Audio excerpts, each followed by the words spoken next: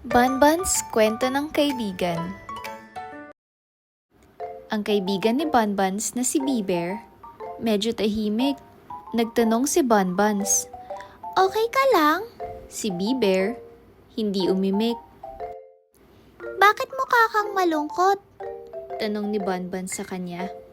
Kasi gusto ko sana ng taho, kaso di ko naabutan kaninang umaga. "Ako nga mabilis tumakbo, lagi kong naabutan yung taho."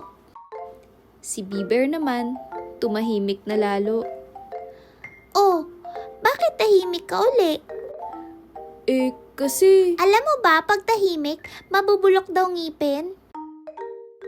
At kwento nga ni Bee-Bear, lalo nang nabitin. Si Banbans naman, takang-taka. Tinanong niya si Bee-Bear ng paulit-ulit, "Bakit ka tahimik? Bakit ka tahimik?" Si Bee-Bear, napasigaw. kasi wala naman nakikinig. Natigil si Banbans at napaisip, "Oo nga no, lagi kasi ako sumisingit. Sorry Bee-Bear, I'm now willing to listen. Gusto ko talaga marinig yung kwento." No worries, Banbans. Sige, start na ako. Kasi, ganito yun. Nagkwento si Bee-Bear at nakinig si Banbans. Banbans, kwento ng kaibigan.